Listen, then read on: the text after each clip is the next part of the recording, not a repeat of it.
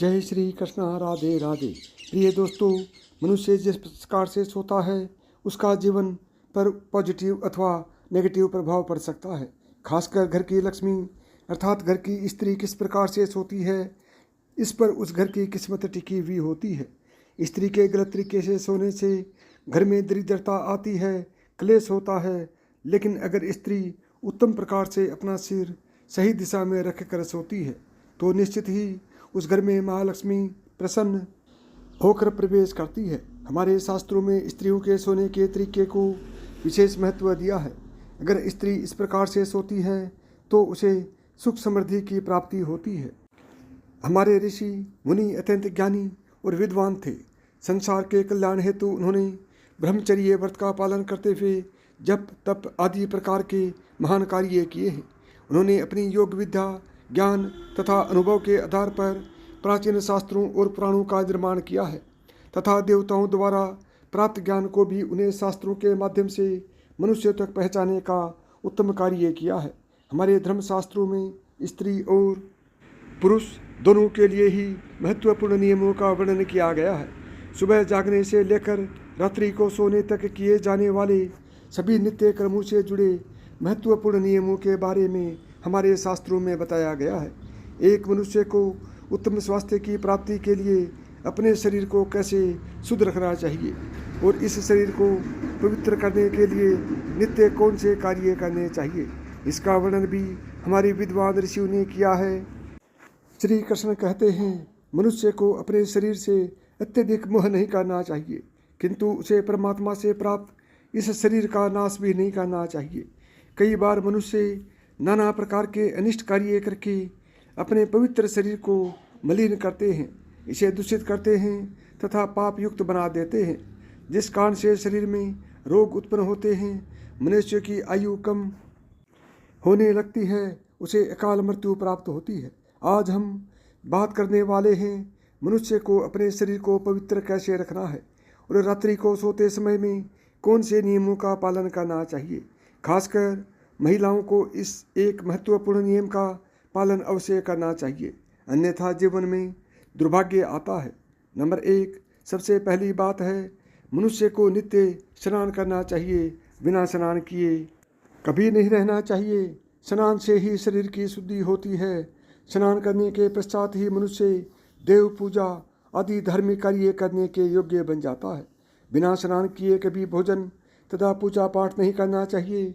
बिना स्नान किए भोजन करने वाले मनुष्य के घर में लक्ष्मी का वास नहीं होता है।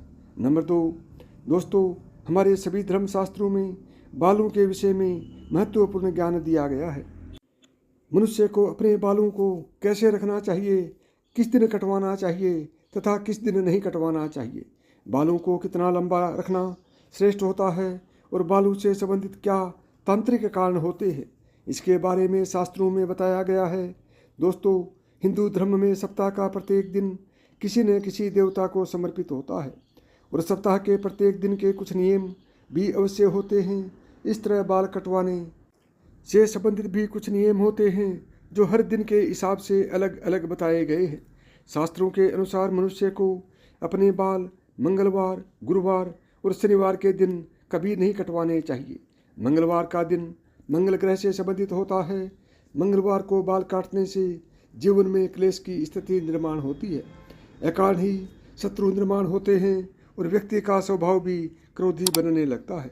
गुरुवार के दिन भी बाल नहीं कटवाने चाहिए, इससे गुरु कमजोर होता है तथा व्यक्ति की आयु भी कम होने लगती है।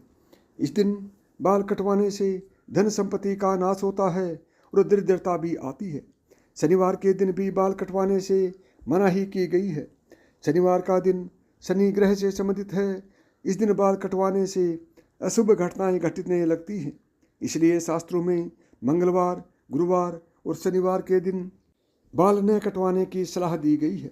लेकिन बुधवार, शुक्रवार और रविवार का दिन बाल कटवाने के लिए शुभ माना गया है।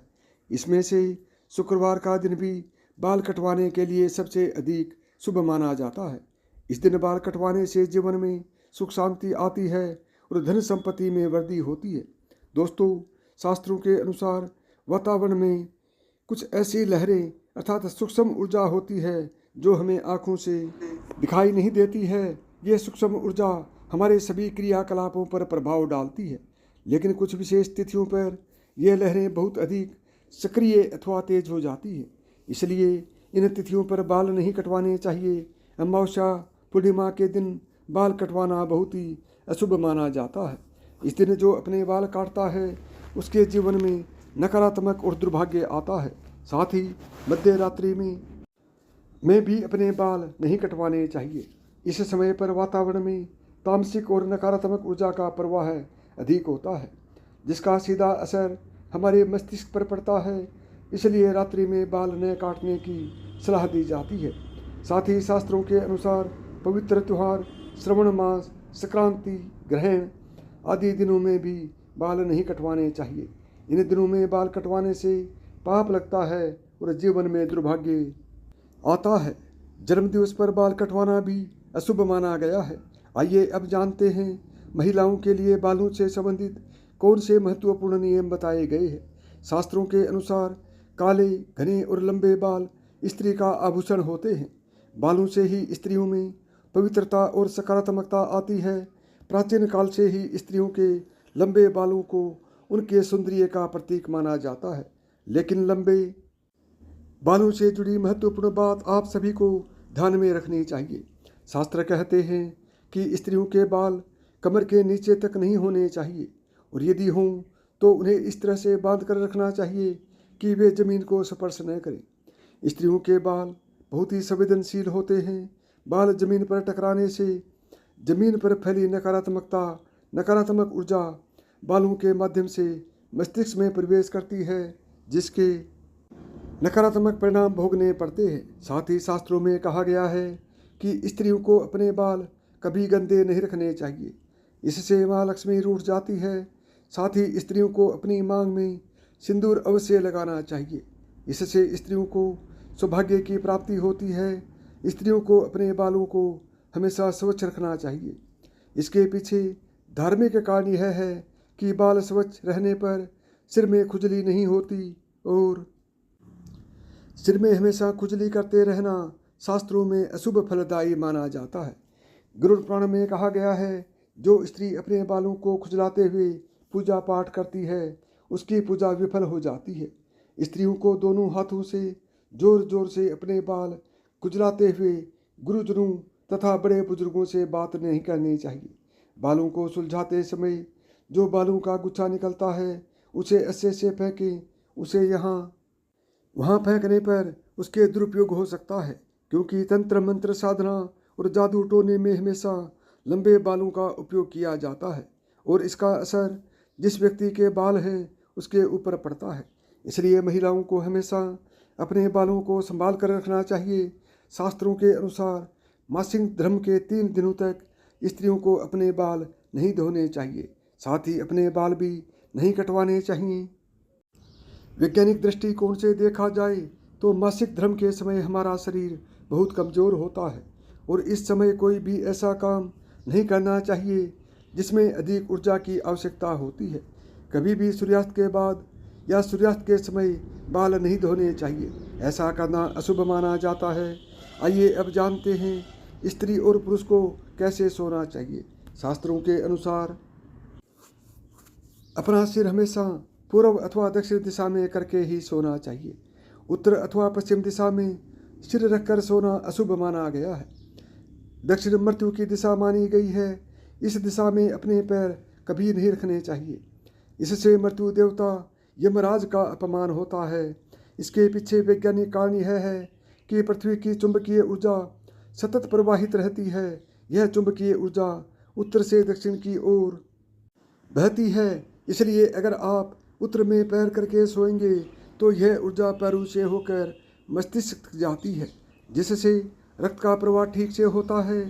साथ ही शास्त्रों में कहा गया है कि उत्तर की ओर सिर करके सोने वाले व्यक्ति के पास धन कभी नहीं आता है, उसका संपूर्ण परिश्रम व्यर्थ हो जाता है। लेकिन दक्षिण की ओर सिर करके सोने से धन संपत्ति में वृद्धि होती है। स्त्रियों को रात को सोते समय अपने बाल खुले नहीं रखने चाहिए। बालों को हमेशा ही बांध कर सोना चाहिए। बाल बांध कर सोने से ऊर्जा का संतुलन बना रहता है। बाल खुले रखकर सोने वाली स्त्री के घर में लक्ष्मी का वास नहीं होता है और हमेशा धन से जुड़ी समस्या बनी रहती है। तो दोस्तों, इस प्रकार से हमारे शास्त्रों में स्त्री और पुरुष को सोते समय पालन किए जाने वाले महत्वपूर्ण नियमों को बताया गया है।